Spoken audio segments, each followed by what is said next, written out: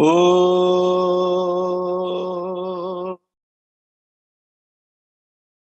Om.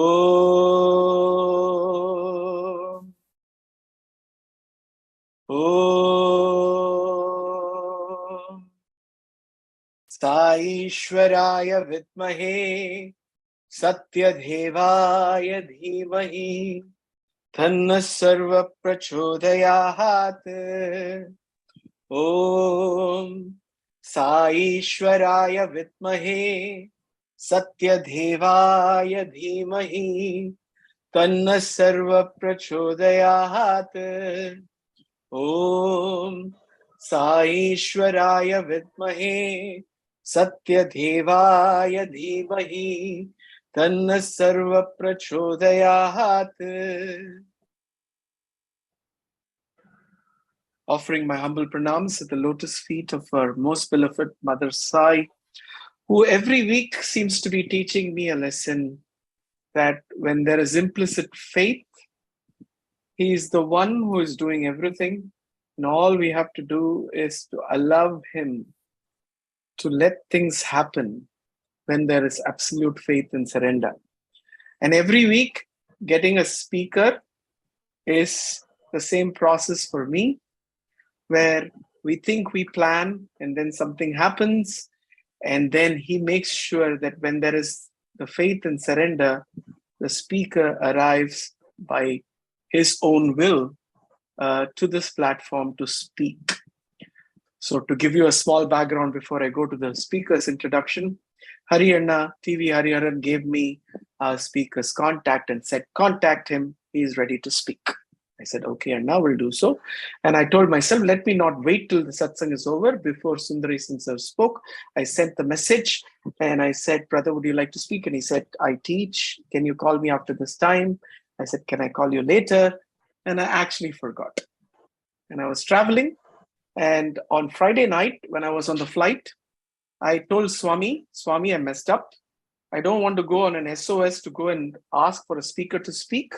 Perhaps it's your will that this series that's been going on for probably 130 weeks now might not happen this Sunday. My apologies, I have not done my due diligence.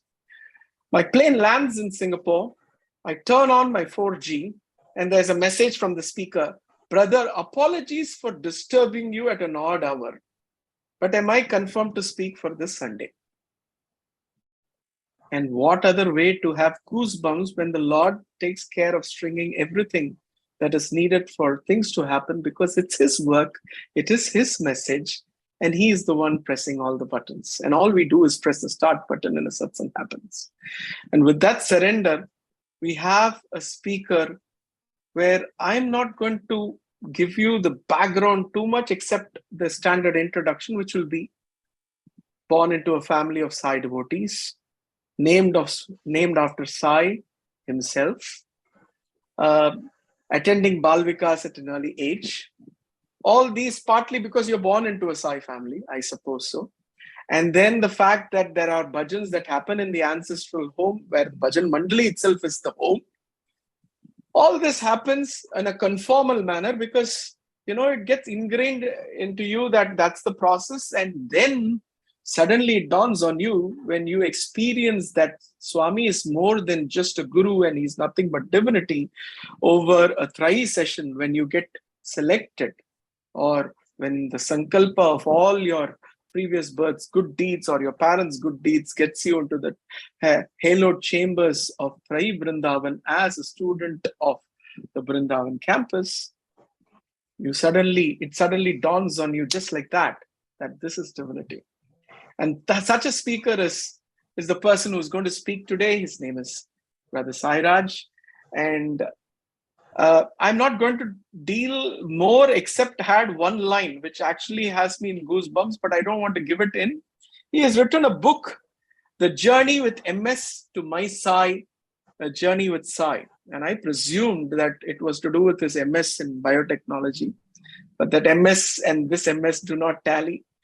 And my heart is filled with a lot of emotions to say that nothing but surrender and faith can only keep you connected when we start asking questions, why me? And such a speaker is the one who is speaking today. I'm honored to have Brother Sairaj on our Satsangh today. And over to you, and welcome to the Sai Govind Satsangh series. Sairam, brother, over to you. Sairam, Brother Venkat, thank you so much.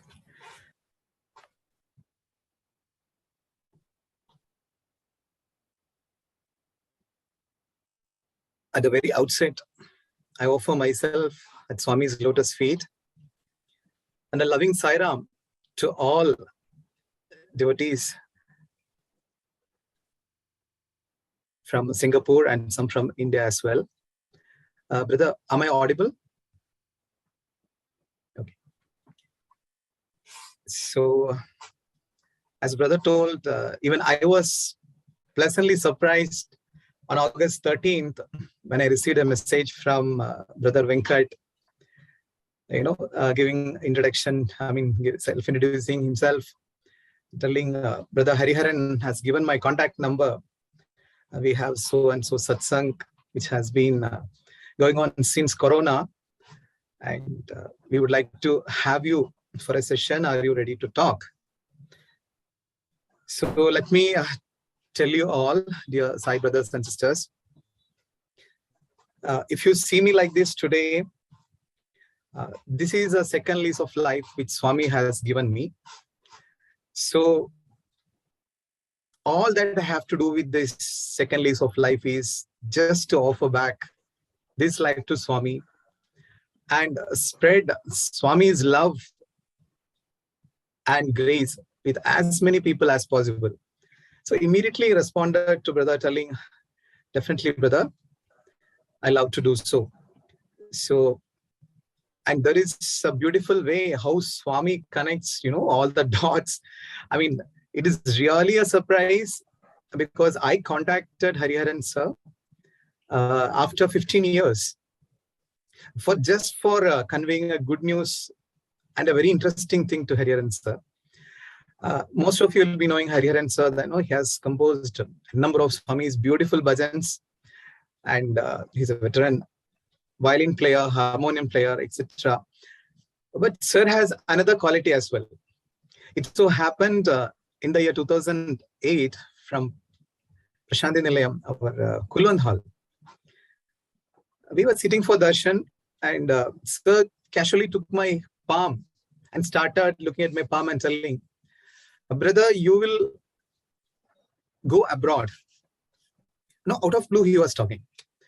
That was the time when, Swami has given a speech somewhere just a couple of months before, when we all students passing out batch used to apply for passports. And I was one candidate who applied for passport and canceled my passport after Swami's talk. Swami told, you should work for your motherland. So the moment Swami told that sentence, I went and canceled off my passport. Then I told Brother Hariharan sir, no way, I'm not going to go abroad. I'm not interested to do so. But sir told, no, you'll not settle there. You'll go for studies and come back. And dear sisters and brothers, 15 years have passed. But this beautiful incident, it was still fresh in my mind.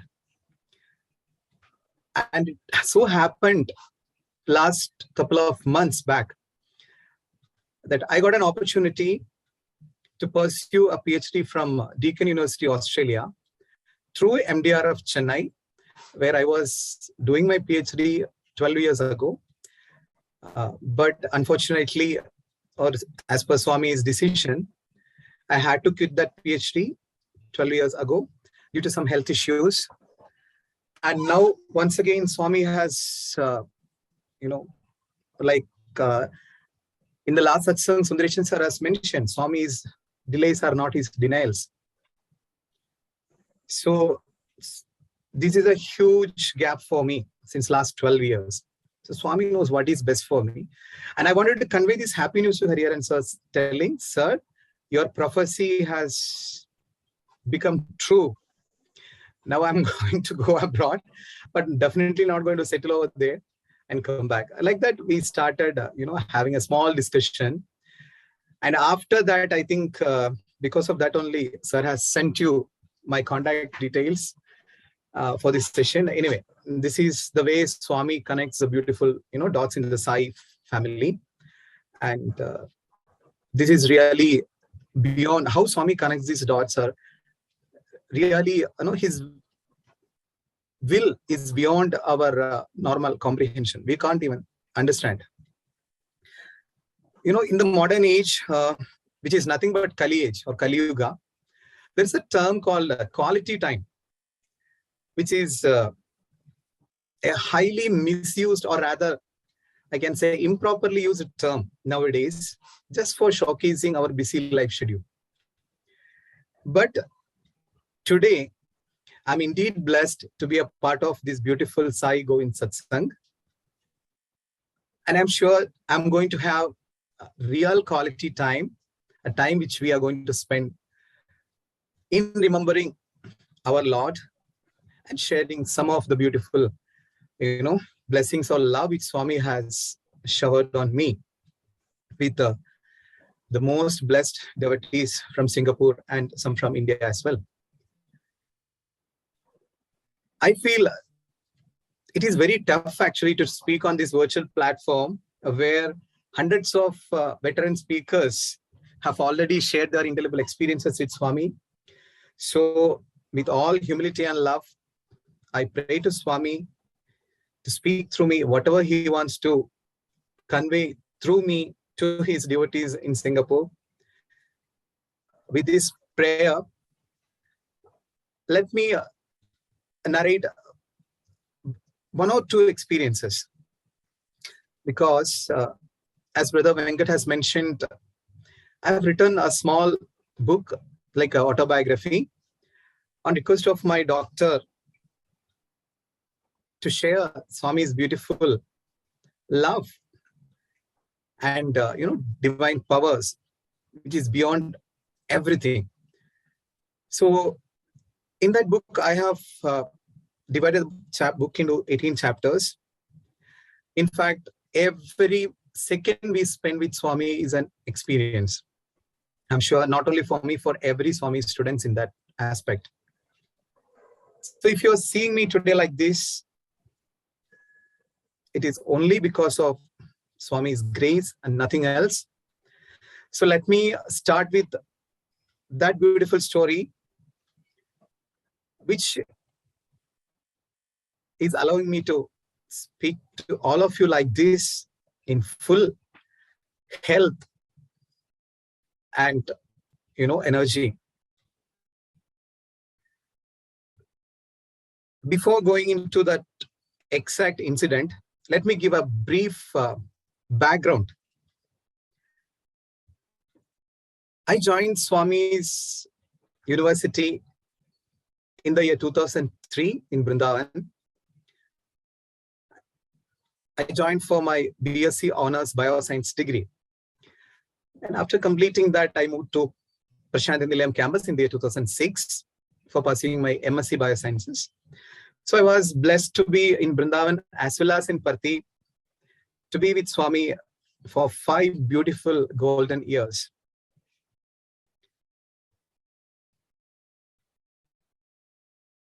But, the value of Swami's education and Swami's teachings,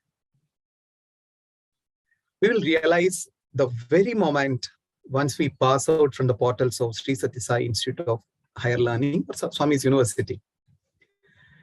I am no exception for that. Now, I would like to take you to 2003, when I joined Swami's Brindavan campus. As Brother Venkat mentioned, I was born in a Swami's devotees family. My parents are long-standing devotees. And due to some prarabdha karma and the prayers of my parents and grandparents, only because of that, I came to Swami.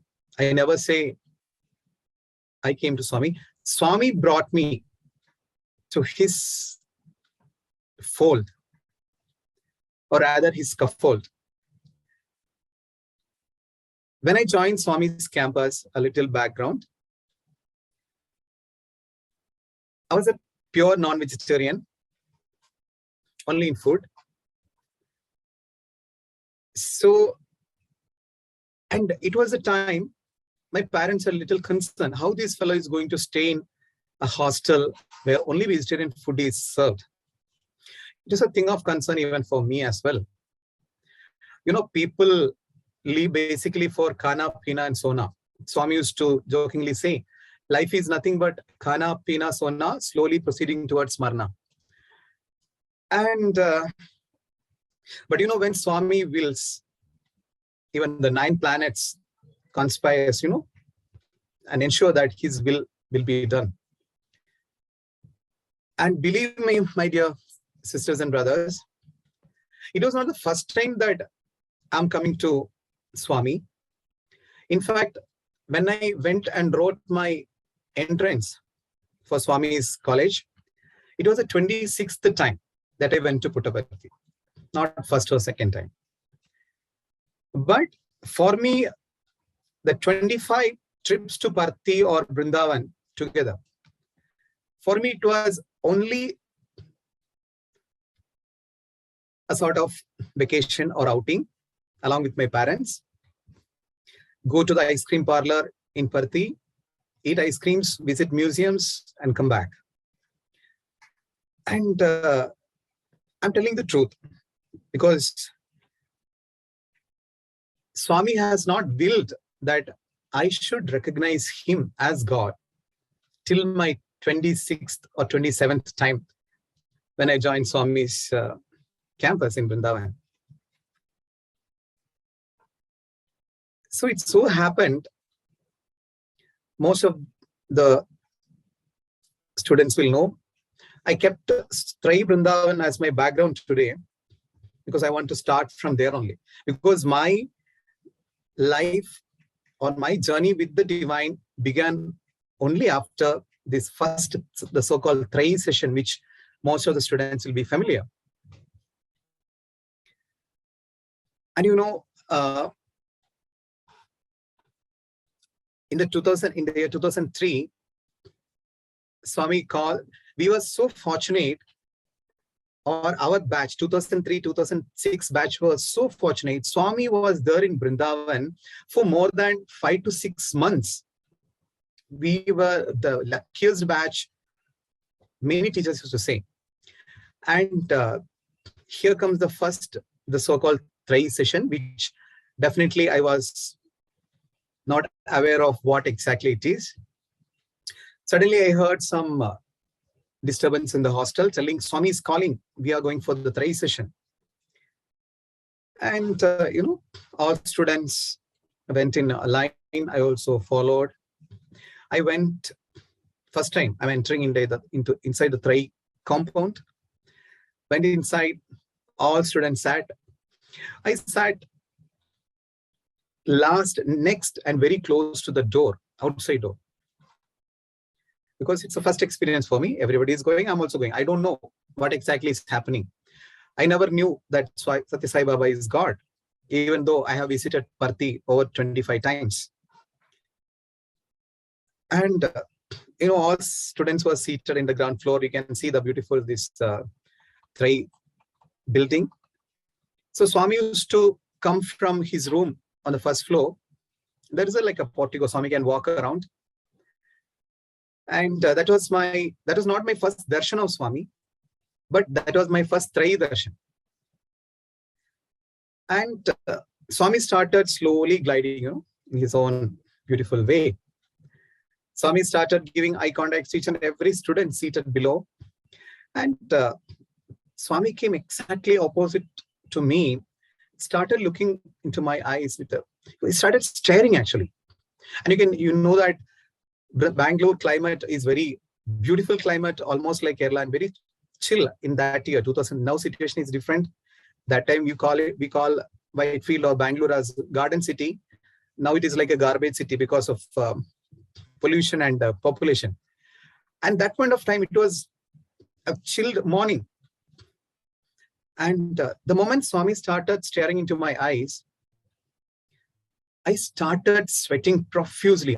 I mean, my whole body started burning. My whole dress, whole white and white, was drenched in sweat. Suddenly, so many things started flashing in my mind. This purely out of my control. So many thoughts started appearing in my mind. And to my utter surprise, I started folding my hand and looking at Swami. Swami also was standing there. He didn't move. Started praying, Swami, I'm very sorry. I've done something wrong. I'm telling from inside, which is, as if somebody is telling from within me. I told Swami, I've been consuming non-veg since my childhood. And unknowingly, I have committed some sin. But Swami, I promise you, from this very moment onwards, I'll not eat any non-veg. I'll not kill any animals. Please don't stare at me like that. This is something, no prayer from within. And the moment that prayer got over, Swami started moving for the second round. He completed one full round. Second time, he again came and stood exactly in front of me, but with a beautiful smile. And brothers and sisters, you believe it or not, all my fear vanished. My body temperature became absolutely normal. I was not sweating. And Swami gave a beautiful smile, and then he came down. And I think Swami used to say many times, the greatest miracle of this avatar is not materialization of rings or chains or construction of hospitals or institutions. But the greatest miracle of the avatar is transformation of human heart. And please believe me, it is impossible for my parents and myself to ensure that I stop eating non-veg, because it is something habituated to since last 20 years. So from that very moment onwards, it's something from within started telling me that this is not an ordinary human being. He's something special. Because from that very day onwards, I lost all my interest in eating non-veg. So that was the day. In fact, Swami has revealed his divinity to me and ensure his Swami will. From that day onwards only, I should experience his divinity or accept Swami as divine. And, after this first thrice session, I went back to hostel. And Swami was there. Whenever Swami used to be in Brindavan, we used to have darshans every day. And for me, all these routines was very surprising. Whenever students go for darshan, they will carry some piece of paper, folded paper in their hand, the so-called letters. And they used to give to Swami. And slowly I started asking friends, what is that? What they are giving to Swami. Then students told, this is what it is. Students can give letters to Swami. Then I asked, what can we write? They told, you can write anything. And then some friends, seniors told me, if Swami takes your letter, that means all your desires will be fulfilled. Whatever you write in the letter, it will be fulfilled. Okay. Then I thought, yes, I want to see if it is right or wrong. Even though we are all monkey-minded people.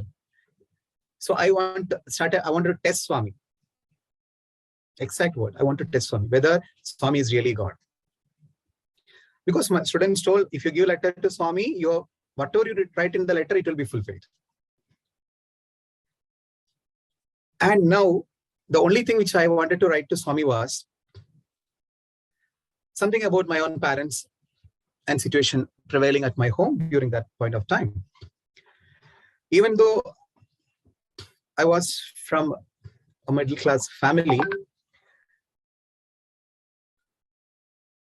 we used to live in a house where there was no electricity for almost 7 to 8 years. Since my 4th standard to 12th standard, there was no electricity at home. myself, my parents and sister used to live in the home where we used to study using candlelight and kerosene lamps.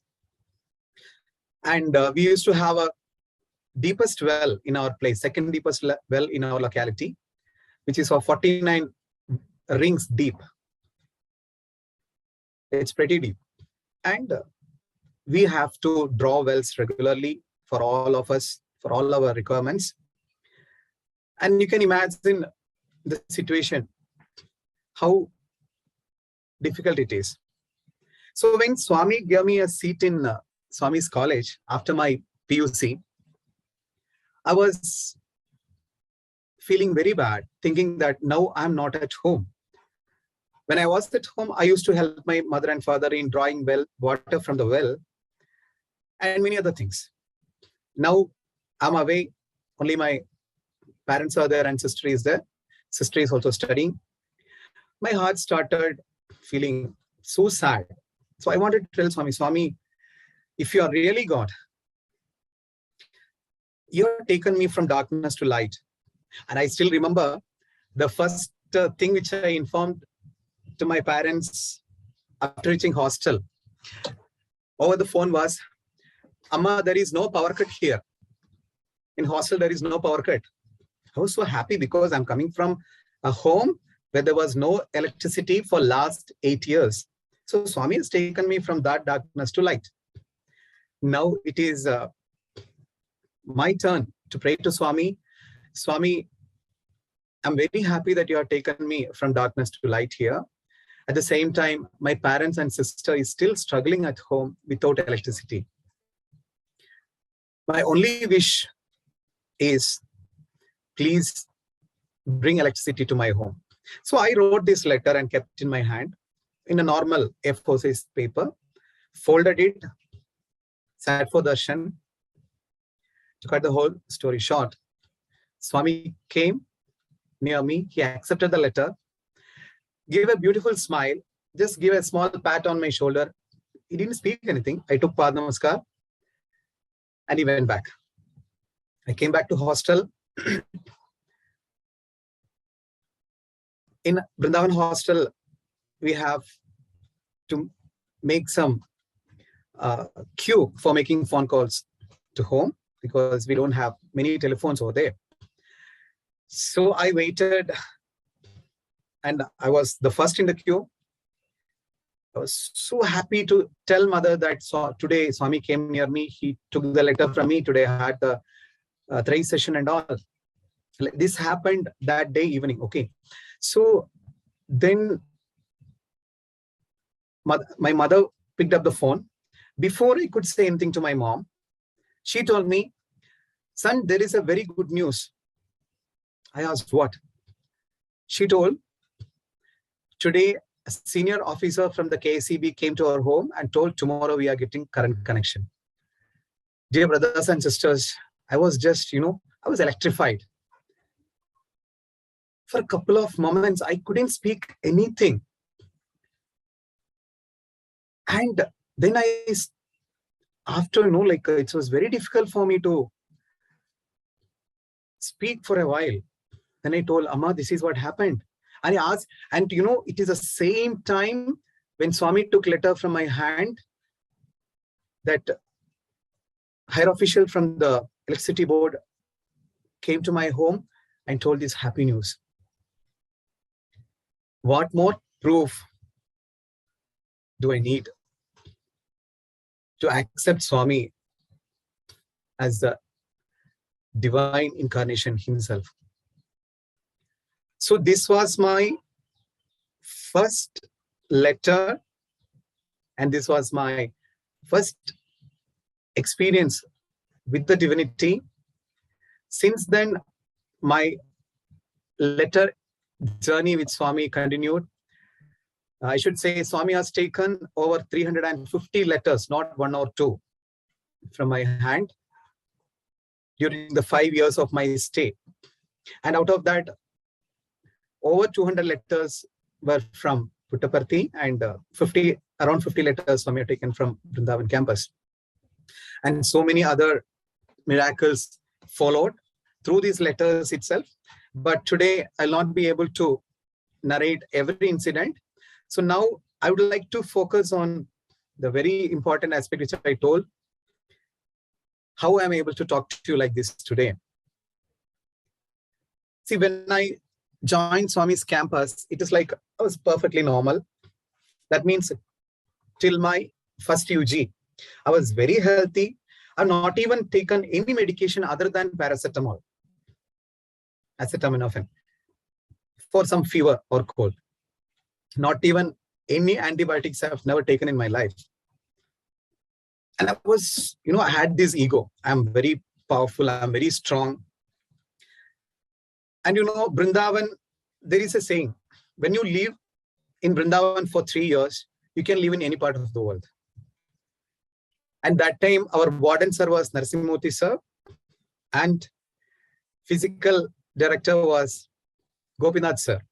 Both very strong personalities who ensured that we are very strong, both physically and mentally. So this is the time, a small and quick travel down memory lane about my Brindavan life.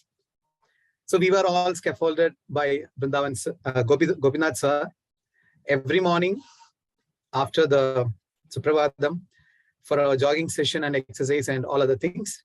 And all brothers will be knowing Puttaparthi sports meet is one of the biggest event conducted every year on Jan 11th.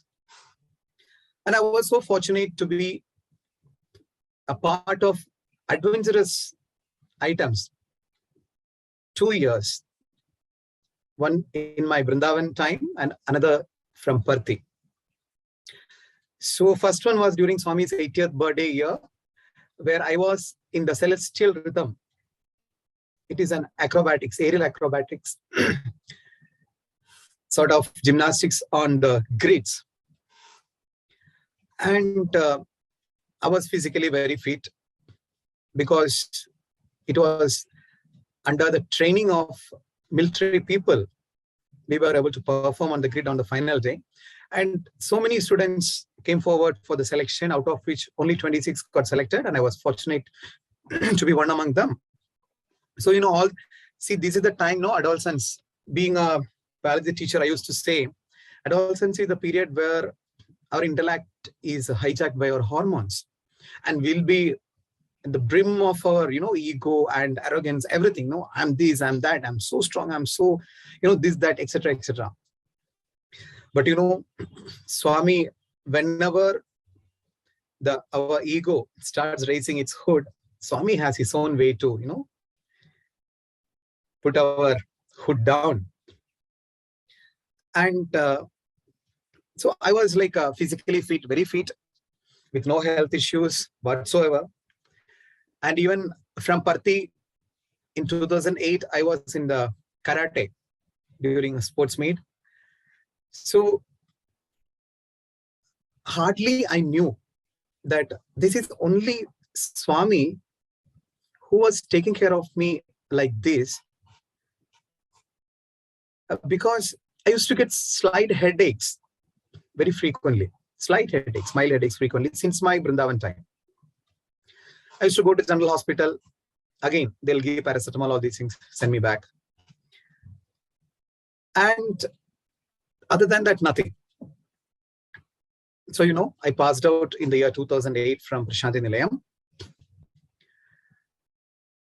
And I was working in IIT Chennai, as brother mentioned, in the next year, 2009. Followed which I got an opportunity to do PhD in Madras University in MDRF, Madras Diabetes Research Foundation, Chennai. And it was the year 2012. So almost 8 years after I passed out from Swami's University. And it was in the year 2012, October 27, my first wedding anniversary day. Only myself and my wife was there in Chennai.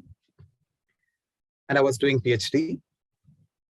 And exactly on that day, on my first wedding anniversary day, we made a small arrangement. Since it is our first wedding anniversary, we invited our neighbors. Neighbors means we were staying in an apartment. 4 different families were there. So invited them for a small cake cutting ceremony. So that day morning itself, I started feeling something odd. My whole body started feeling very tight, as if somebody is strangling me so badly. And my fingers started becoming stiff out of blue. There was no any other symptoms whatsoever till that day. And it so happened, all our guests have arrived in the in the evening. My wife was talking to all the invitees, and I went to the fridge to take out the cake from the tray. When I pulled out, I couldn't fold my fingers properly. I couldn't hold the tray properly. The tray somehow slipped from my hand, and hearing the noise, wife came quickly and held it. Otherwise, the cake also would have gone. Then I told my wife, see, I'm feeling something different. I'm not able to hold my fingers and fold it properly. I told you, please do one thing. While cutting the cake, please hold my hand and cut the cake. And to cut the whole thing short again, my wife was holding my hand and cutting the cake. We distributed and she distributed the pieces to all the people who are there. And after that, I told my wife, see, I'm feeling something very different. Can we just go and consult a doctor? Because I'm feeling so my hands became so numb. And we were fortunate to have a Malayali family as our neighbor. So that brother took me to a nearby, there was a hospital called Chettinadu Multi-Specialty Hospital nearby. So the first time went there. When he went there, doctor told, to do an MRI. First time, an MRI was done for me. And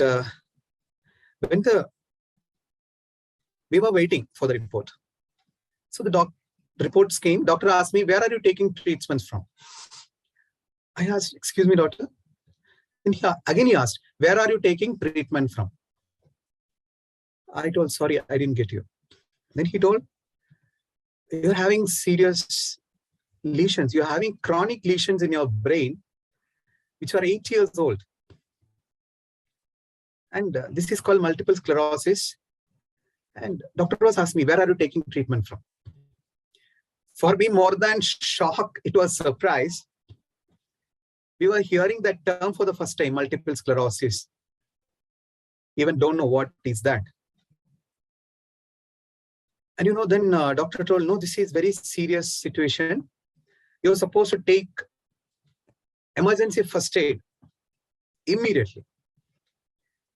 Then I told doctor, okay, fine. What is that? Then he was telling, it is a series of steroid injections. And fine. I told, okay, doctor, fine. Then because that was the time, myself and my wife, we were living a contented life with a stipend of 11,000 rupees only in a metropolitan city like Chennai. With that 11,000, we were managing, we were trying to meet both ends together. Imagine, 2 people nowadays, even to starve in Chennai, you need a minimum 10,000 rupees, I'm sure. So we were happily living together with a 11,000 rupees stipend.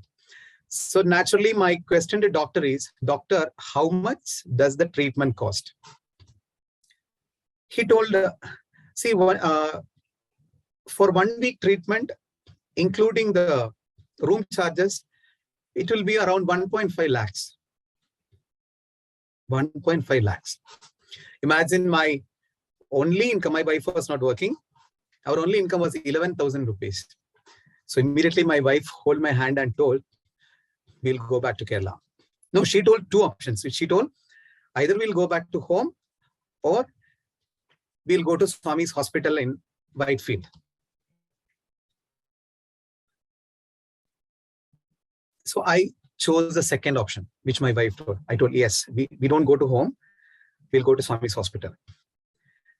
And, when you told, it was when Brother Venkat told, it was Sundaresan sir who spoke in the last session. Same Sundaresan sir became an instrument in taking me to Swami Super Specialty Hospital that point of time. Because I contacted Sundaresan sir immediately from the Chettinad hospital. I told, sir, I'm in a crisis. This is what the doctors are telling.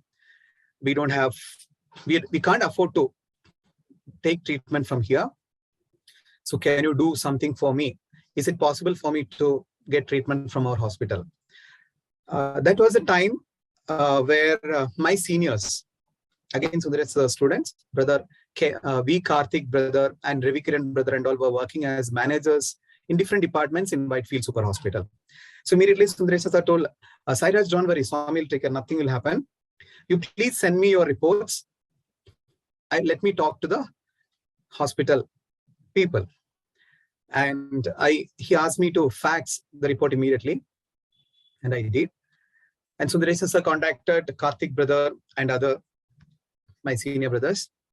And they in turn contacted Dr. Joshi, HOD of neurology department, and showed my reports.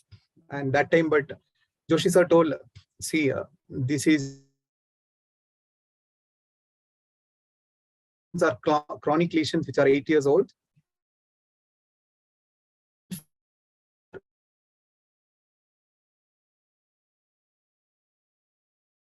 Our hospital also, we don't have any treatment for this.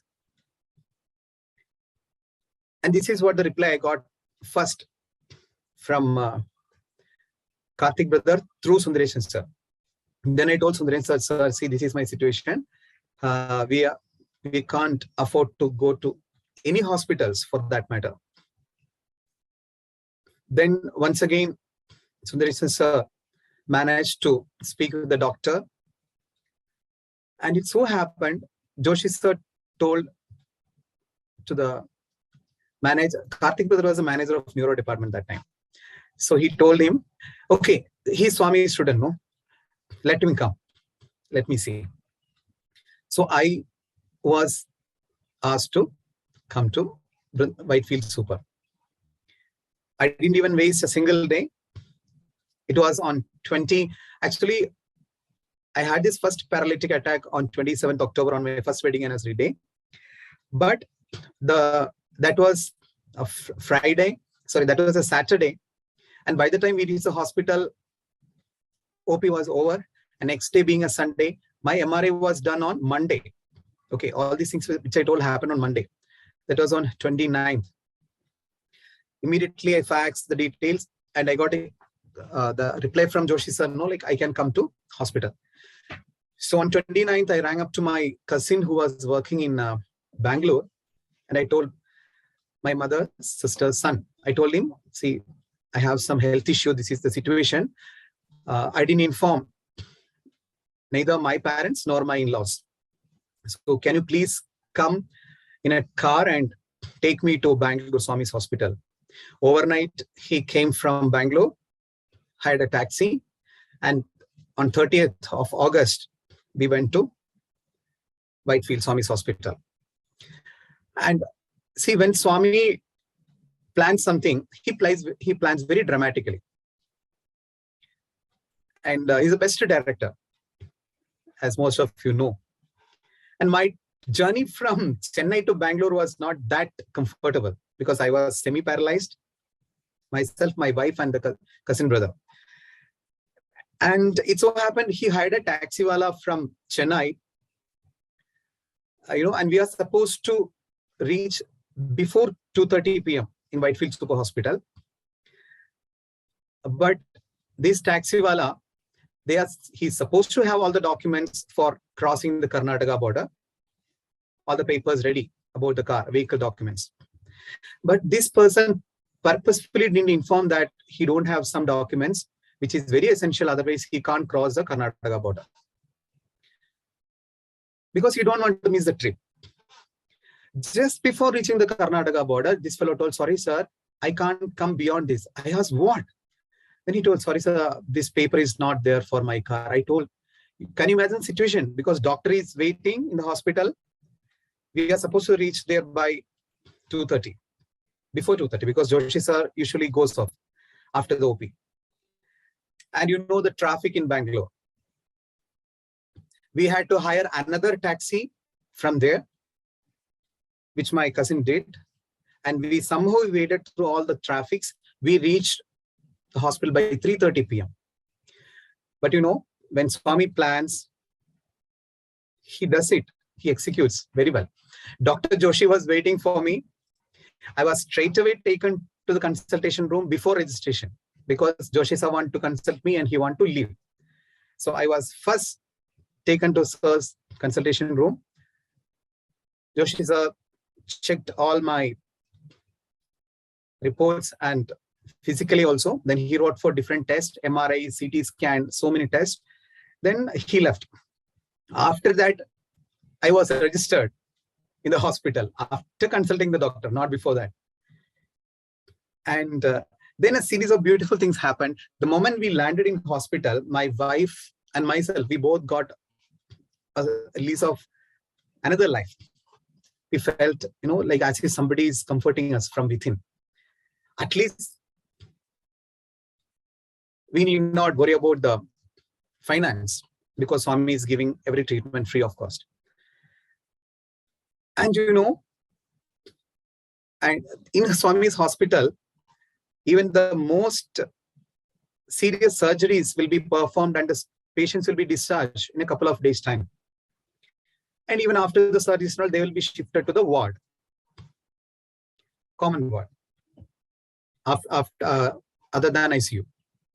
So it so happened, Joshi sir admitted me in the hospital for 8 days treatment. And now the thing is, they wanted me to be in the ward. And you know, when we are in the ward, if attendant is a male, they can stay with us. If attendant is a female, they have to go to a female dormitory, nighttime. And we were like a newly wedded couple, but it has nothing to do with this dormitory. But my wife was very scared. She never used to sleep alone in her own home, in her own room, without her parents. And when Karthik Brother told me that she have to stay in the dormitory, ladies' dormitory, she told, no, I can't. I'm so scared. Then I told Karthik Brother, this is the situation. I know the rules and regulations of the hospital, but please, can you please speak to the director and see if anything can be done. She won't stay alone in the dormitory. She's very scared. And dear brothers and sisters, from then onwards, from that very day onwards, Swami started guarding me as the apple of his eye. You know, Swami started literally taking me in his arms. Karthik Brother went and spoke with the director. She was a lady at that point of time. He came back. We were all eagerly waiting. He came back and told, Sairaj, you're so lucky. Director ma'am told, see, you're a Swami student. This is exact word he told. Ma'am told him to put us in the VVIP room. There are 2 VVIP rooms in the Swami's Whitefield Super, which is air conditioned. And I was admitted in that air conditioned VVIP room. And the story doesn't end there. And when somebody is admitted, the attendants have to go to the canteen and have their food. But for the patient, food will be served in the room. And for me, the director told, don't send that girl to the canteen. For her also, give food of her choice in the room along with the patient. So it was like Swami giving us a welcoming party, giving an air-conditioned room, free food for both of us, food of our choice, that too inside the room. This is the first time. I have never seen it happening before. And forget about never seeing, in no hospitals in the world, these kind of things will happen. But the story doesn't end there. To the utter surprise, MRI machine had some technical issues that day. And Joshi sir has written for my MRI. And the message went, Swami, student have come, very serious situation, MRI have to be done at the earliest. Overnight, they called the technician, rectified the MRI machine. Next day morning, first MRI was done with me and the rest of the queue followed. Can you imagine which place on this earth such kind of things will happen? Even if you go to a small hospital anywhere outside, how they will treat you. And here is Swami, who is giving so much of importance to his students. That's why Swami called, my students are my properties. Sisters and brothers, I was literally in tears. This Swami's love is unparalleled, and it will never happen in anywhere in the world. That's it. Okay, so where else it will happen? For the sake of a Swami student, overnight you call a technician, get it rectified, and so many people are standing in queue for MRI. But the very next day morning, immediately after rectifying the machine, my MRI was done. Then only the rest of the queue followed.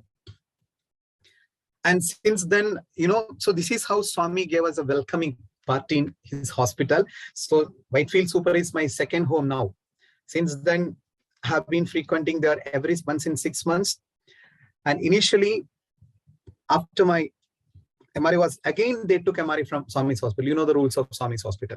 Even if we go with all our previous reports, they will keep it aside. They will do all the tests from the beginning. So next day, Dr. Joshi sir came to my room. I was totally flat on the bed. My wife was spoon feeding because my fingers were totally stiff. I couldn't even hold a spoon. Dr. Joshi sir came, and he came with the MRI report. He was standing next to me, and one nurse also was there along with him. Seeing my report, Joshi sir started talking to me like this. See, Dr. Joshi is a veteran neurologist who have over 37 years of experience from Abu Dhabi. He even treated the royal families of Abu Dhabi, and he was very experienced doctor. But he recently joined Swami's hospital, and he doesn't have much information about Swami and Swami's divinity and all those miracles and experiences. After seeing my report as a doctor, he told, Sairaj, your reports are not good. First sentence. I didn't know what it meant. Then he told, same thing. See, in your brain, there are lesions which are 8 years old. Brothers, please remember 8 years. 2003, I joined Swami's campus. 2012, correct 8 years span. Means lesions started forming in my brain the moment I got enrolled in Swami's campus. But till 2008, till I was in Swami's campus, there was not even any symptom or sign of any illness whatsoever. And suddenly on my first wedding anniversary, I'm getting semi-paralyzed, and I was diagnosed to be a chronic multiple sclerosis patient. According to modern medical sciences, this is what Joshi sir was, he started telling me the details of the disease and my what I'm supposed to do, what I'm not supposed to do. Then Joshi sir told, see, Sairaj, you don't have a bright future. This is the exact sentence which sir used. Imagine, newly wedded couple, my wife standing next to me. I was totally flat, semi-paralyzed on the bed. Doctor coming and telling you don't have a bright future.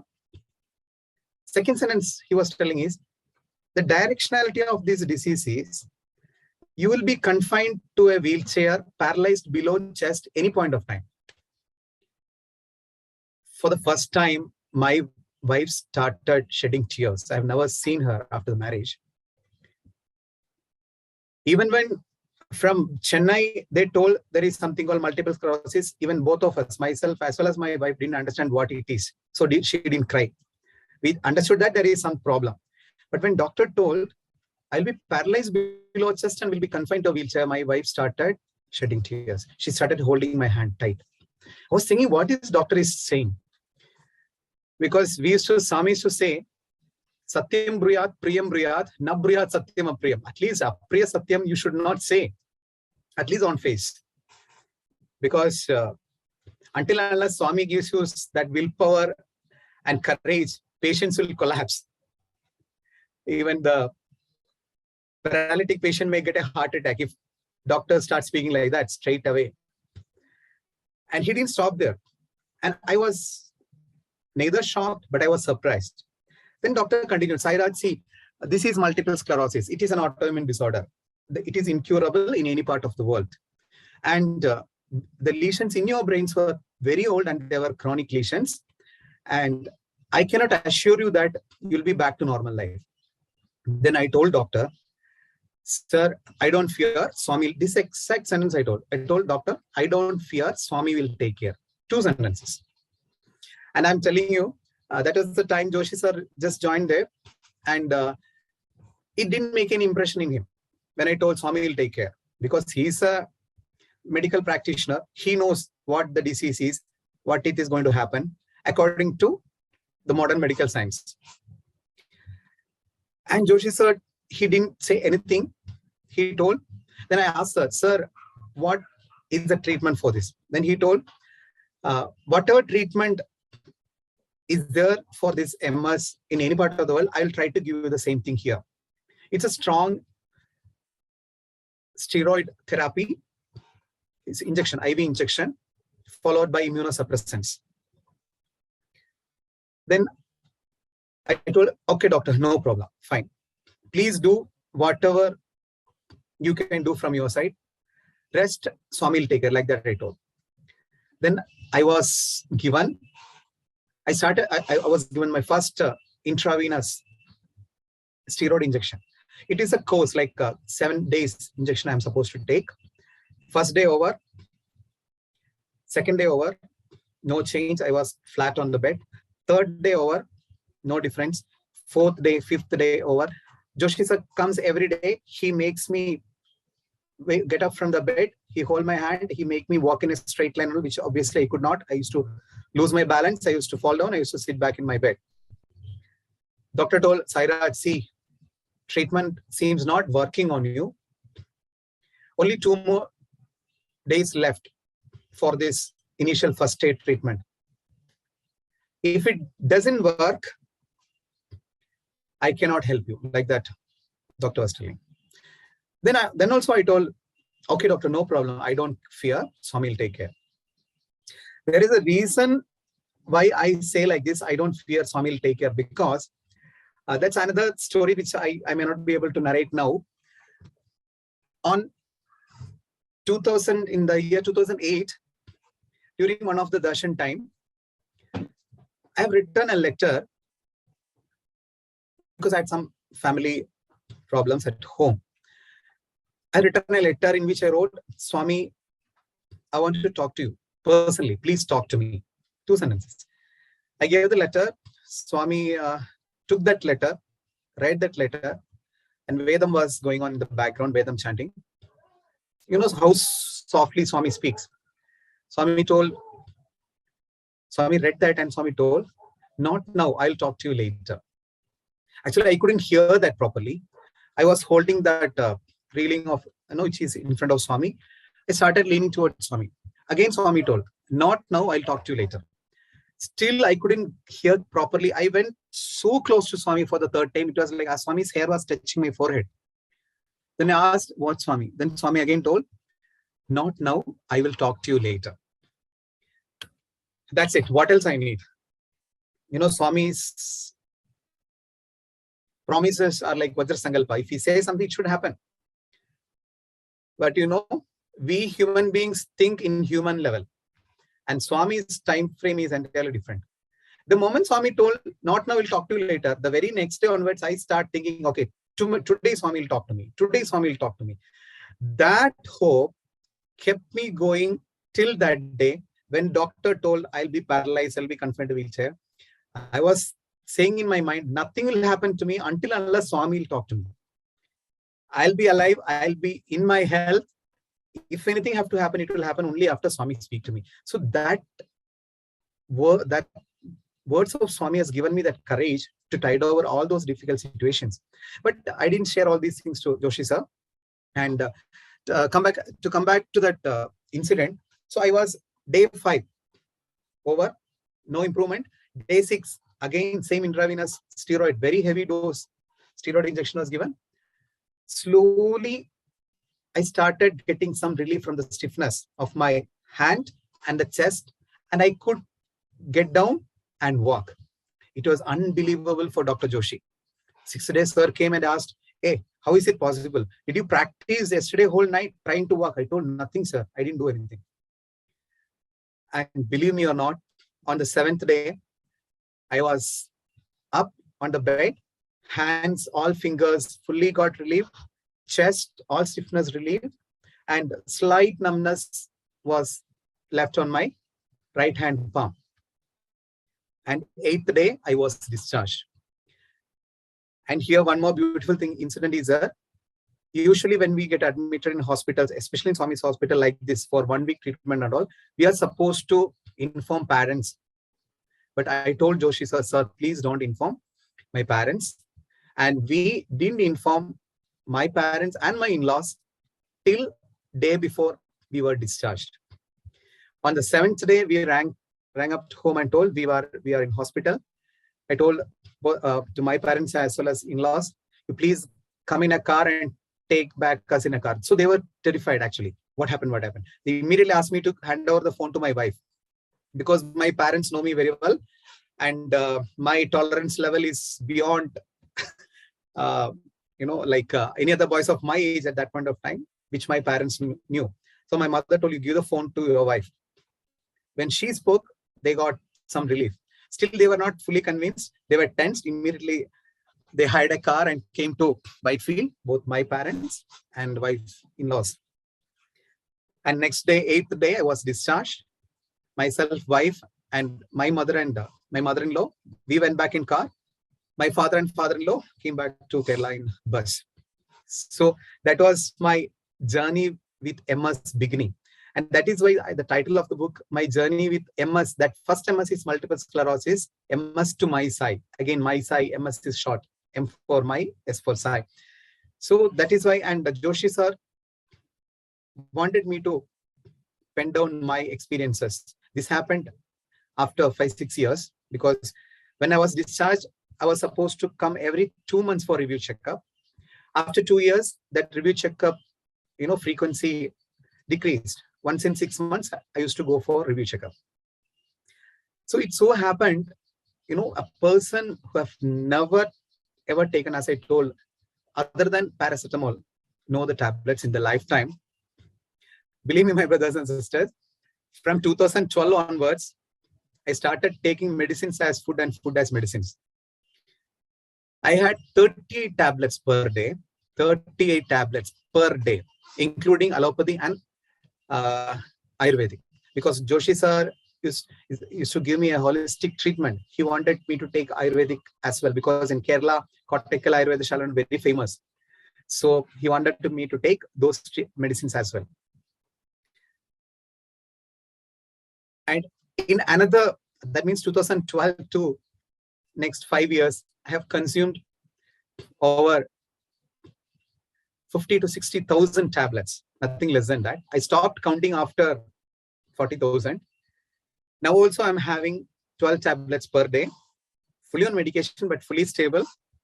And this is not my usual hairstyle. What happened was, last year when I went for my review checkup, last but one review checkup, when my MRI was done, there was some new lesions in my brain. So my multiple sclerosis, it's like there are different types of MS. One is progressive MS, another one is relapsed remission MS. So this disorder will go into remission for some time. It will relapse. Relapse means new lesions start forming again in the brain. And when I went for my last but one review checkup, and when MRI was done, there were some new lesions. So Dr. Joshi told, see, there is a relapse of MS again. So you need to change the medicines. And I asked, what medicines I have to take? Then he told, you have to go for chemo. Same treatment which we give for the cancer, chemotherapy is an option. Then I told doctor, I said, Joshi sir, no, sir, no. I don't want to go for chemo. Then Joshi sir told, I told sir, because I lost my uncle fighting with cancer. In front of my eyes, I have seen the after effect of chemotherapy. So I didn't want to poison my cells with chemo. I told doctor, see, Swami has taken care of me till now. He has protected me against medical science. Now I'm very sure he'll take care of me further as well. So I don't want to poison my cells with chemicals. And Joshi sir, he's a very understandable and very friendly doctor for me. And he's a very unique doctor as well. He's a kind of doctor where he makes the patients mentally strong first, so that the medicines will work. Okay, he will tell the truth on the face and he'll check how strong a patient is. Because if medicines have to work, definitely patient's cooperation and willpower is a must. And this Joshi sir understood from me. I'll tell you a beautiful incident for this. When I was discharged, Joshi sir gave me a big list of do's and don'ts which I have to follow in my life. Point number 1, I'm not supposed to drive. Point number 2, I'm not supposed to swim. Point number 3, I'm not supposed to climb any tall places. I should be very careful. Point number 4, I should not go to any dirty places because my immune system is suppressed with immunosuppressants. I'm prone to infection. I patiently listened to all these things. Then I started asking back Joshi sir, okay, sir, fine. I need not. Then Joshi sir told, don't travel in common transport like buses and all, where different people, and infections will come. Then he asked him, sir, can I travel in AC car? Then doctor told, yeah, that you can. There is no clean environment. There is no contamination. Then I told him, sir, wonderful. Why should I travel in a dirty bus if I can travel in an AC car? This is a conversation happening between me and the doctor. And then he told, don't go to dirty place. I told, sir, why should I go to dirty places? I won't go. Okay. Then I told him, sir, today onwards, my life has become car to carpet. I became a VIP. So that is the attitude which I took, and it has nothing to do with me. Whole credit goes to Swami, and Swami is, that power which Swami has given me, willpower, to accept the situation, to accept life as it comes. Because of that, Dr. Joshi sir is very friendly to me. He will listen to me, unlike other doctors. And it so happened, doctor told I'm not supposed to drive, correct? Then after my 4th review checkup visit, 5th time, what actually happened is my parents bought a car for me because I was not supposed to travel in a normal open transport or public transport. They bought a small car, Hyundai Eon car for me. And driving and swimming are 2 things which I keep very close to my heart. I used to dive and swim in the IIT swimming pool, everything, because 2 things, driving and swimming, very close to my heart. Against the doctor's instructions, I drove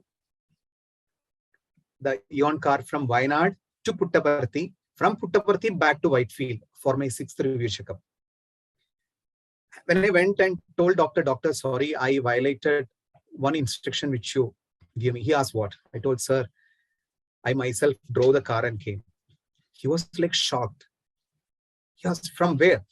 Then I told, sir, first from Wayanad, I directly went to Puttaparthi. And from Puttaparthi, I came back to Whitefield now for checkup.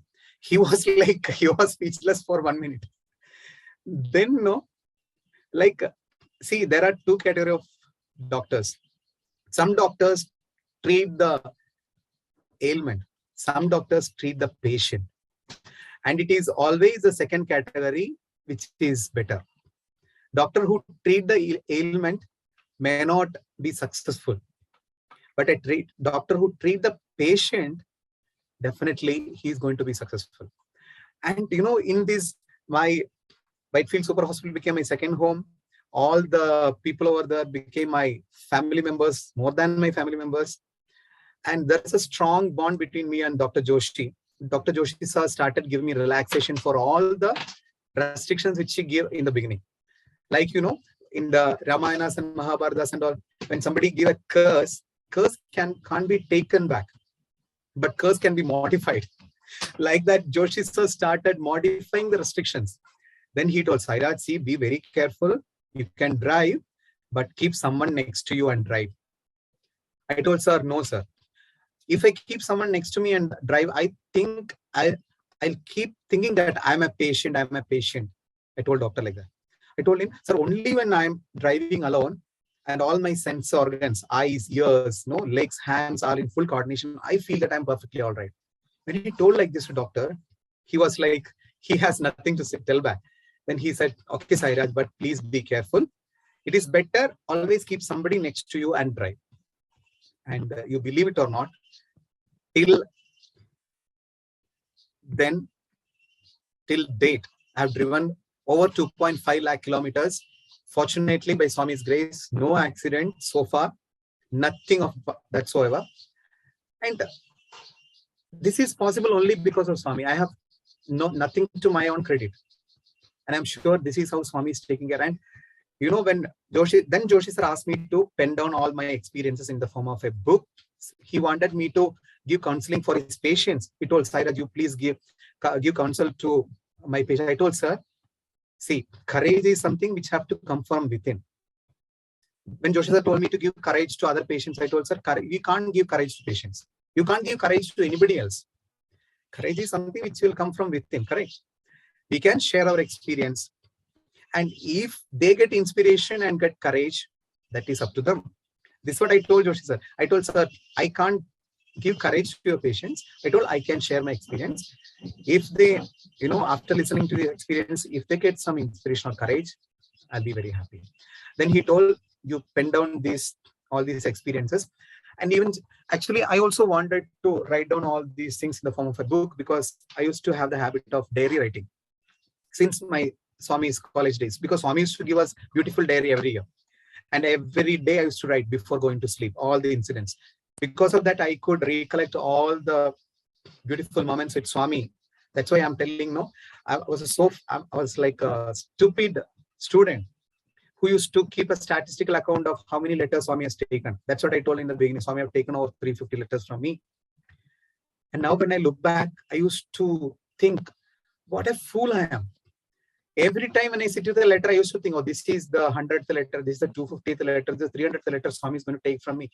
Instead of that, I should have focused on Swami, not on the statistical details, how many letters I'm given to Swami. But those a lot of letters alone has given me a number of experiences. The Buddha used to manifest in my altar when I was in Parthi during my waiting time after 2008 when I passed out. So I'll not be going to the details of that because time is very short. Now, what happened is, so I, because of the restricted time, I've noted down some specific incidents which I want to share with you all. One of them was this incident. Then what happened after 8 years, I started driving.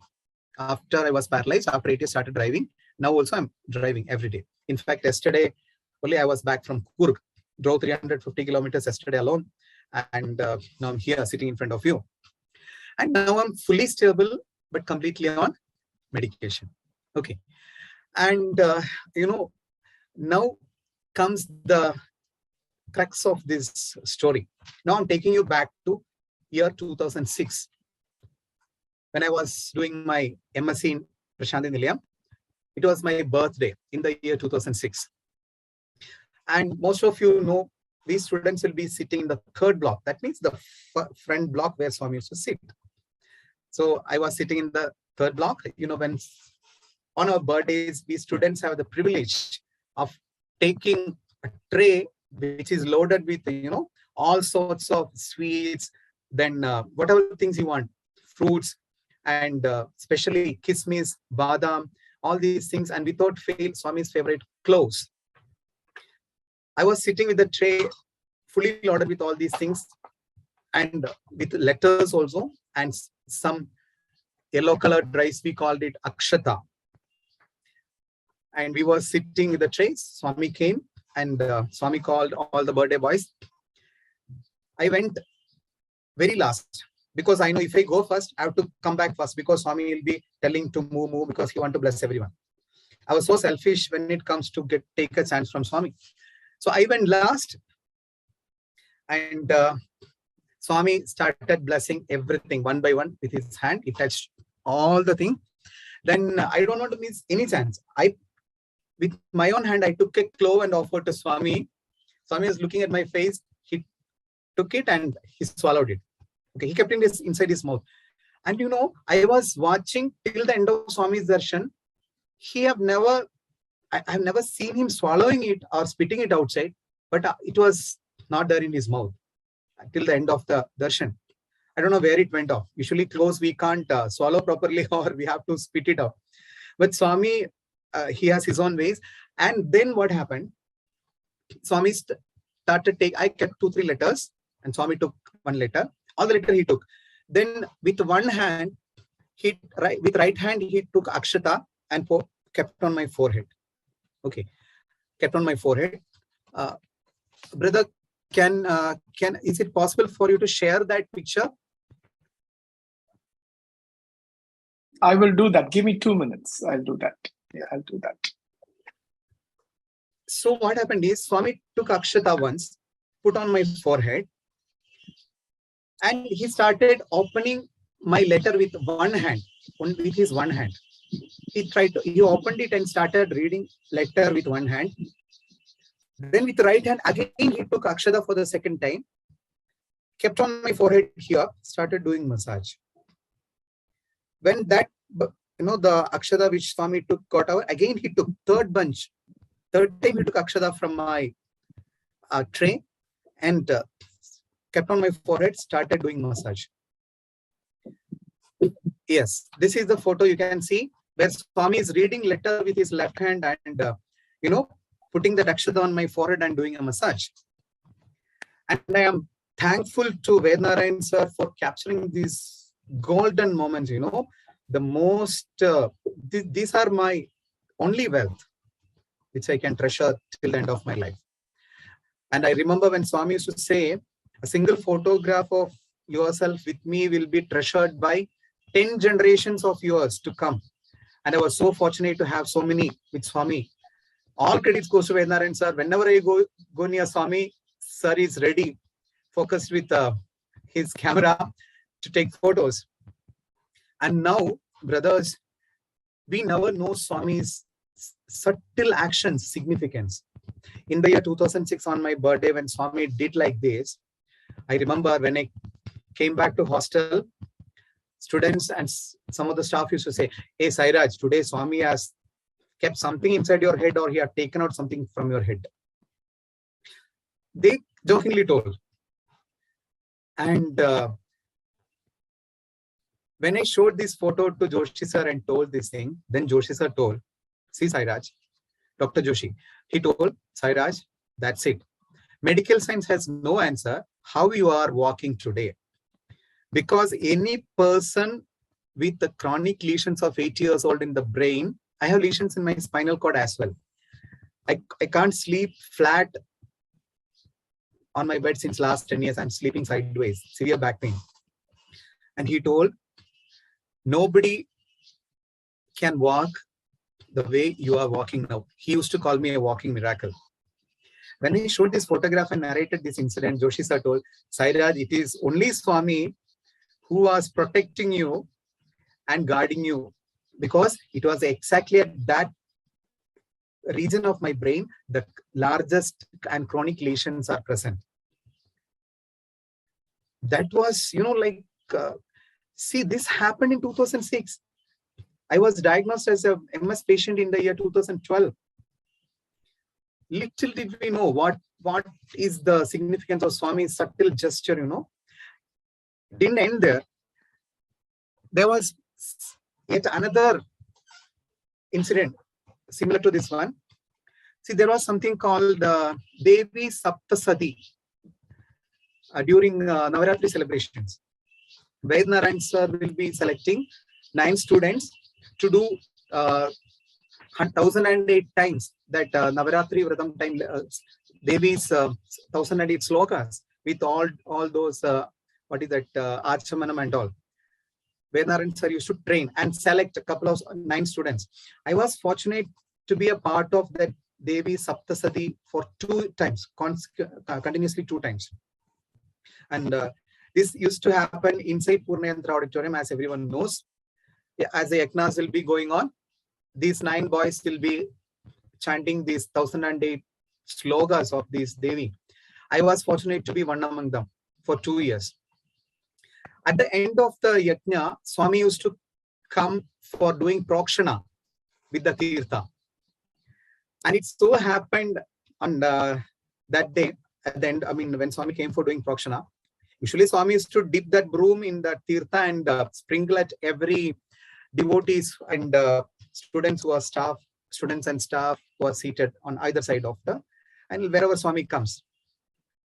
But that day when Swami came near me, he dipped that broom in the bucket of tirtha, directly placed it on my head.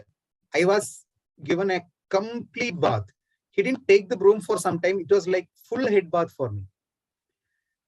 After seeing this incident also, my friends commented, see Sairaj, Swami has thoroughly cleaned your head.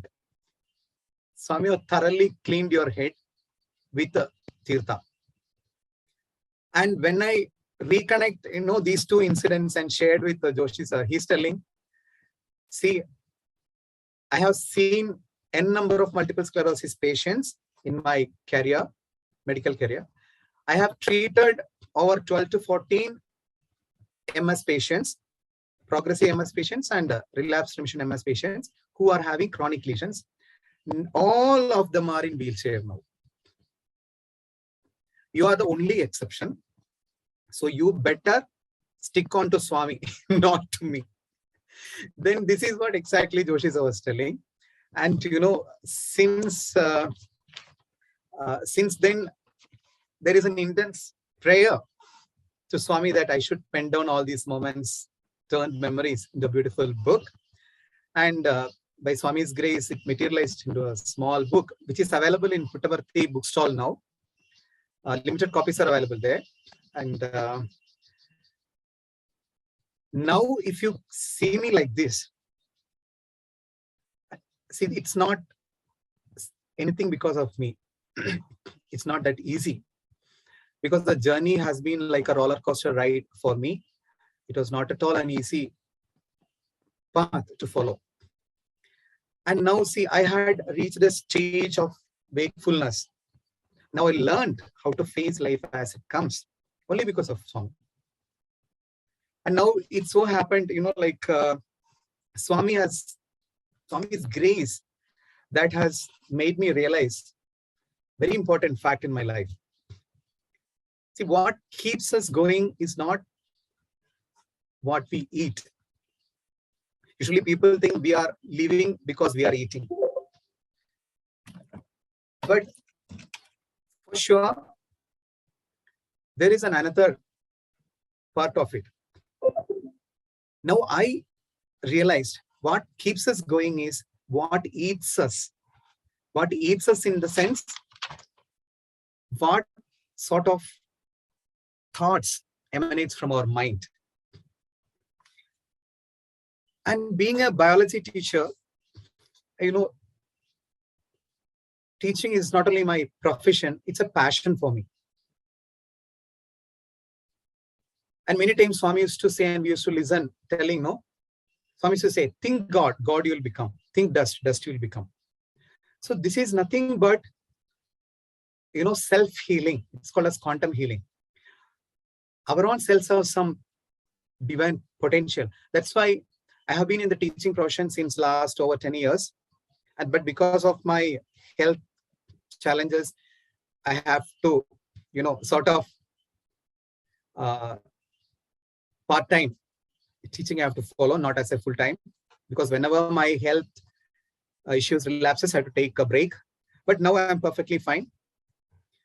Now I have learned that our body is nothing, but a constellation of highly intelligent cells called syncytium. I used to tell my students, which has tremendous power to, understand each and every thought emanating from our mind. And it always tries to help us by making our body work for us and not against us. There's a beautiful doctor within our body, and we call it by a name, immune system. And our own body's immune system, it works and acts in such a way that it's an inbuilt doctor who is protecting us from within against all the diseases and disorders. And when God's grace is with us, our body cells have the power to heal themselves from any chronic illness. And this is called as quantum healing or self-healing. And this is the only thing which Dr. Joshi sir wants me to communicate to millions of MS patients through my book. When you have a God with your side, no medical science, no modern medical science can, do anything to you. Whatever they say, it has some limit. And Swami also used to say, where science and spirituality begins. And spirituality and divinity has a lot of power and potential. And I'm a standing testimony for Swami's love and protection. Otherwise, I'm very sure, since my first paralytic attack in the year 2008, I really realized and understood the meaning of life as, learning process and not merely an earning process. Nowadays, every people, they think life as an earning process. But I realized it as a learning process. And I seriously wish if I could, continue this journey with my Sai, it should take me from I to we to he, so that thereby making my life his message. And I'm really blessed today, to have this quality time with some godly people, sharing some of my very small experiences, because I know there are veterans who are sitting in front of me with much more, what to say, we can't relate. I mean, we can never compare one person's experience with other person's when it comes to one-to-one relationship with Swami. Still, I'm so blessed to be a part of today's Satsangh. And I really thank Swami. I don't know whether I have crossed my time limit, Brother Venkat. No. You've taken us to a different level. Go on, please. So, no, brother, see, I can see if you ask me to speak for days together, I'm very happy to do so. But see, every moment with Swami is an experience, and so many experiences are there. If you can tell me how much more time is left, I can share one or two more, and then we'll wind up. You talk what you can. If you have enough to speak for one more session, we'd be happy to have you for one more session. So that's how we look at it. So the whole satsang is very, how do I say, it's informal. The idea is to capture this for people to hear, be inspired. I think today has been a classic session where you have related to the inner healing that happens when the mind is there with the how do you say, the faith that God is with you by your side at every moment. You have set the tone. I would say if you can speak next week too, you're on. So this is an open invitation. The point that I'm trying to make here is lots of people need this kind of inspiration and also rekindling of the faith. All of us tend to go, why me, when things happen? But then everyone knows that the inner strength comes from that person when he realizes that Swami is within. You've actually set the tone to the point. If you would like to speak for one more session, would be very, very happy to have you back next Sunday. So it's your call. I'm going to leave it to you. So otherwise, if you think you want to speak one more experience, go ahead and do so. It's your call. So it's an open invitation. It's a tough option given to me, brother, because I cannot give you any false promises. As I told, I'm waiting from the for the call from MDRF. Any point of time, I may have. I understand. So I tell you what, you choose. If you think there was something that you wanted to share, just go ahead. We are not. But at the same time, definitely, if I'm in Wayanad, if I'm free, I'll be happy to share, because so many experiences are there. Maybe I can share one small one more, and we'll wind up for today. And before that, I have left somewhere half about my hairstyle. Yeah, when doctor asked me to go for chemotherapy, I didn't share it. I didn't even inform my parents and even my wife. So since I know how it will be when we do chemotherapy, your hair starts going off. So I wanted to prepare myself, if at all I have to go for chemotherapy. My family people should not get a shock. So what I did was, during Corona time, I started shaving my head along with my kids, like a fashion, a style. I made it a permanent style since then, thinking that in case in future, if I have to go for a chemo also, nothing is going to happen, because they started seeing me in this style and they are used to now. So what I want to say is, when we start accepting our life as it comes, even the healing process, it becomes faster. And what is more important is, you have to give support to your family people as well, because they will be more tensed and more worried. So try not to make people around unhappy and sad and tensed. But this is possible only, I'm telling you, this is possible only because of Swami. Because I have seen many patients, many people, even Joshi sir also told. That's what, when he asked me to give courage to his patients, I told, no, I can't do that. Courage have to come from within, not from outside.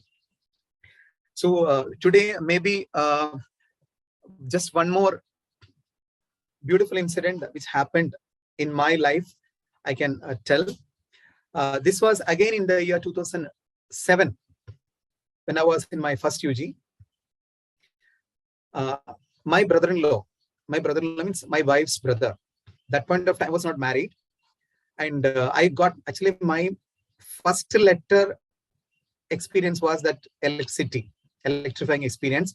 And the last letter which I gave to Swami is in the year 2010 from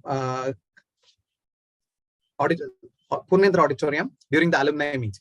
And that last letter was my wedding invitation to Swami, inviting him for coming for my marriage. Okay, that was my last darshan, sparshan and sambhashan with Swami physically, and my wedding invitation letter. And before that, so many letters, as I told, over 350 letters Swami has taken. So that beautiful letter incident I would like to narrate here and in today's session, because even I would like to talk for hours and days and even days and days. But since I can't give any false promises, I will just share one more experience. But all these experiences are there in my autobiography, the book, which is available in Parthi bookstall. Okay. And this happened in the year 2007. And my wife, that time, was not my wife. We were like a family friends. And we were classmates as well. When I say I married my classmate, it is not a love marriage, okay? It is Swami perfectly arranged. That's a beautiful, one chapter in my book is about that, divine proposal, how Swami chose my wife for me, how that happened. That's a beautiful story, but I'm not narrating that now. What I'm going to narrate here is, my wife's elder brother is a doctor. And when I was doing my first year MSc in Parthi, my brother-in-law was in his final year MBBS. He was studying in Thrissur Medical College. And on day before Shivaratri, he had a terrible accident. He was run over by a bus. And the bus back wheel was, was run over his hip, and he had a hip fracture. He has a urinary bladder rupture, and he was in coma. Day before Shivaratri, since his accident, he was in coma. So, out of blue, in Parthi, we have only that land phone facility for calling students. I was suddenly getting call from my wife. That point of time, not my wife, my friend, out of blue. I'm getting a call from her. I don't know how she got my number. Actually, she would have got my number from my parents somehow. She called me and she was crying over the phone. I asked what happened. Then she told, my brother met with an accident today. He was run over by a bus.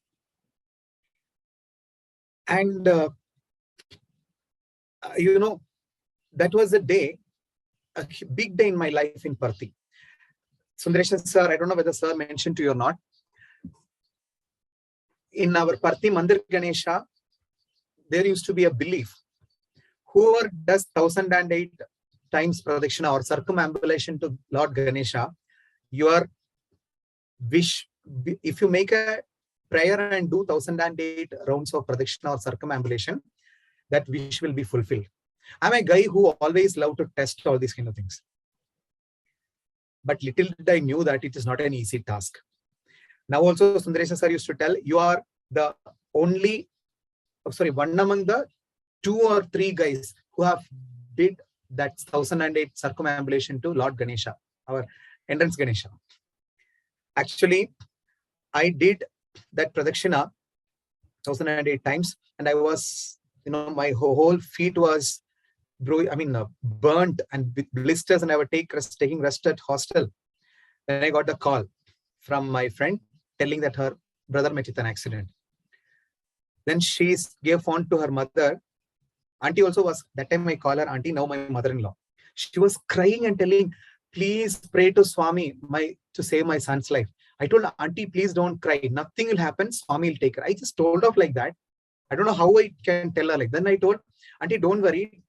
I'll pray to Swami. I'll try to give a letter to Swami if possible. Like that I told her. Okay, I told, auntie, don't worry. Nothing will happen to him. And, that conversation over, I wrote a letter in which, because, in Parthi what happens, even we are not supposed to write anything about the girls or anything. Obviously, she's not my girlfriend now. She was my classmate. But in the letter, I wrote, Swami, my friend's brother met with an accident. Please save his life. Only 2 sentences. And I was so fortunate enough, almost every day, we used to go in line from the hostel for the darshan. Whichever line I stand, I used to get a token number 1, and I used to get somewhere in the 3rd block position to sit. That day also, this line which I stood or the first token, I was very happy because I started feeling things are falling in place. I was sitting in front with the letter, and I was ready, I was thinking, yes, when Swami comes, I will get up, open the letter and give to Swami. I was thinking and sitting like that. I was sitting in the first row, exactly in the front of Swami's Simhasan. Swami came in the wheelchair. Swami's way of master plans. And before Swami comes, there is a small discussion happened between me and one of the doctors of Super Specialty Hospital, Dr. Varadachari, urology department. I told him, sir, one of my friend's brother went with an accident. Can we do something for him in our hospital? Then Dr. Varadachari told me, see, Sairaj, usually we don't take accident cases because there will be a fire and all sorts of things. But still he told me, you do one thing, you pray to Swami, he told me. Then I thought I lost hope. Then I thought, okay, I went back and sat. And this conversation happened when I went for drinking water near that Krishna statue. I met the doctor from there. That time I just spoke with him. Then I also came back and sat. Dr. Varadachari also came back and sat in the portico, where doctors sit usually.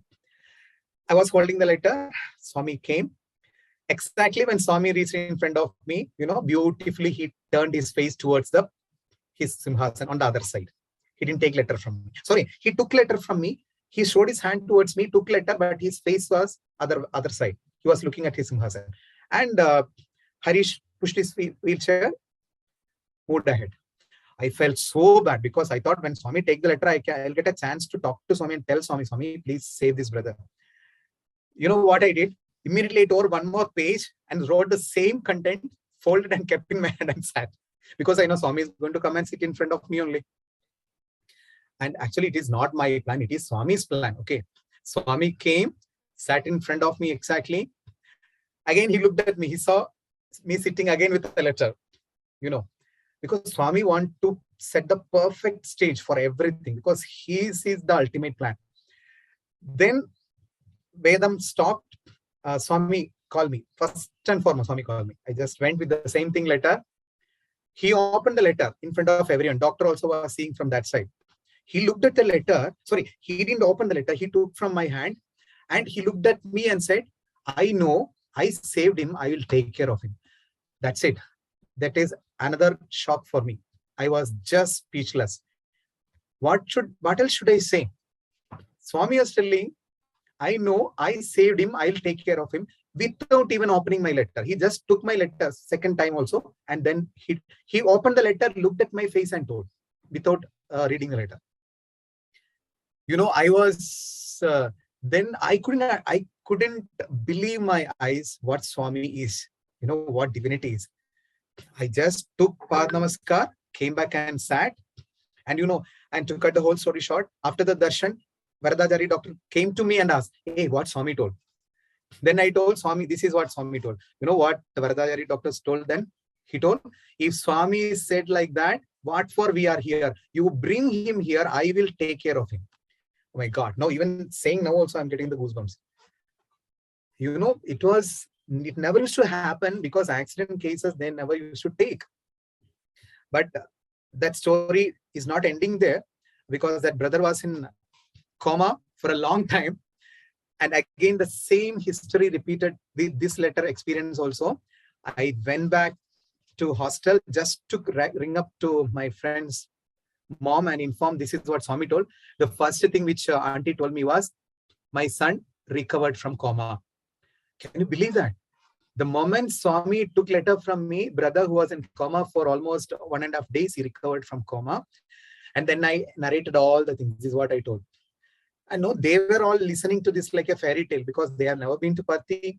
They don't know what Swami is, but they are not like, they don't believe in Swami and all. They've never been to Parthi. Okay. Then I had a tough time in communicating and telling them this is what happened. Then doctors told you can bring him here. Then, but the situation was like doctors from Trishur Medical College told we cannot mobilize him. Even airlift is not possible. A lot of bleeding is there. He have to be immobilized, for minimum of 15 days. Only after 15 days you can shift him. So I conveyed back to Varadajari sir, Dr. Varadajari, that see, this is what doctors are telling from there. I can bring him only after 15 days. Then Dr. Varadajari told, see Sairaj, in the month of April, I have to go abroad as a visiting doctor. If you bring him one day before I leave Parthi hospital, I will admit the case. And to cut the whole story short, Swami made a perfect timing for him. And they reached in a well-ventilated ambulance in Parthi Super Hospital on Sri Ramanavami day. And brother was operated. He had 2-3 surgeries done from our hospital. He was made to walk within 28 days. He had Swami's first darshan on Kerala Vishu Day from Parthi with the crutches. That was yet another episode. And after this incident, this is Swami who is connecting the dots. My friend's family and my family became very close. Ultimately, my friend became my wife. My auntie became my mother-in-law now. So this story I have mentioned as a chapter, Divine Proposal in Disguise, in my autobiography. So see, this is what Swami is. He can do anything. And now my brother-in-law, his name is Dr. Agish. He's an ardent devotee of Amritanandamai Amma. He completed his MD now in community medicine from Calicut Medical College. And he's a highly devoted and spiritual doctor. I know this is what Swami can do. And where Dr. Rajesh was in 2007, who have never seen Swami before, Swami is telling, I know, I saved him, I'll take care of him. And all these series of events happened because that point of time, convincing my wife's parents and family were not easy because they don't know what Swami is. How can Swami say, I know, I saved him, I'll take care of him? They all just listen like a fairy tale. I had to call Vednarayan sir, and Vednarayan sir spoke to my in-laws telling, this is Swami. You know, when Swami says like that, don't worry. Even I had to take the help of Vednarayan sir to convince the family and bring him to Parthi hospital. So there's a huge story in between. Like this, so many beautiful incidents are there. And and I'm so happy that you have given me, Swami has given me this opportunity to share at least a couple of these experiences today. And so many other, actually every moment with Swami was an experience for me. And I pray to Bhagavan, each and every as long as there is breath in my body, I should spread Swami's love and message to as many devotees as possible. And that is my only aim of my life. And once again, I thank the whole organizers of this Sai Govind Satsangh. This is what quality time is. Quality time for God. Because in the modern day world, we have time for everything except for God. We have time for, family, for work, office, etc., etc. If we don't have any other work, we will go to temple. No. It should not be that way. And I'm so fortunate that Swami has given me a constant reminder in the form of a disease called MS, where I constantly think of him because he knows that I don't have any other choice. And but I take it as a blessing in disguise because I keep thinking of him every moment. And there are so many more experiences, brother. But I think we have crossed the time. And thank you so much for this wonderful opportunity. And I feel if someone wants to ask something, I think you are telling something. No, I will open it for a short while. If anybody has got questions, please do type, or you can unmute it. I'll be happy to. Yeah, I'm definitely happy to answer if I can. If anyone has got any questions, I think from my end, it's a very simple thing. Faith, the power of the mind. These are topics that we are actually spending almost the entire year with the pre-Sevadal children in Balvikas. We are only talking about the mind because I think if we, at that adolescent age, if we focus on the mind, I think there's nothing more powerful than that, right? So almost, for me, most of my dots have been filled. If anyone has questions, please do ask. Otherwise, all I can say is we pray that you are back and you're able to inspire those, especially those who need that reaffirmation that Swami is there in every moment. It is just that when you can walk, he allows you to walk and walks by your side. It is only when you can't, he lifts you and carries you. And at that time, you only see one set of footprints.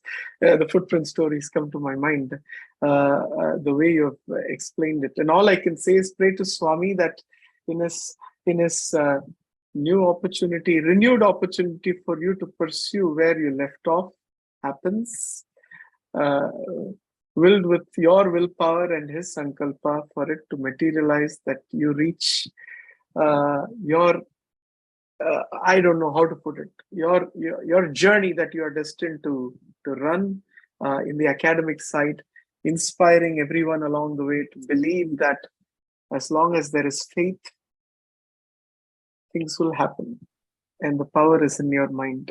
I'm waiting to go and get that book from Prashanthi. We'll have to get it to finish reading it.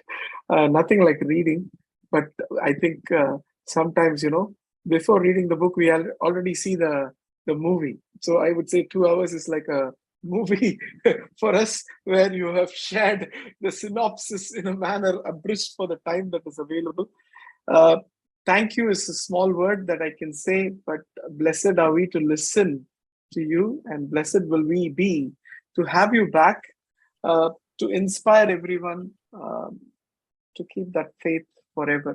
With that, our So, brother, prayers and gratitude to Swami for bringing you today. I And think may- a couple of people are messaging. Yeah, no, Srinidhi, brother, thank you so no, they're all happy to have you back again. So that's how this group is. See, for us, whatever you say is the message from Swami, right? So to be honest with you, doubts come when you have doubts. When you are getting answers, then where is a doubt?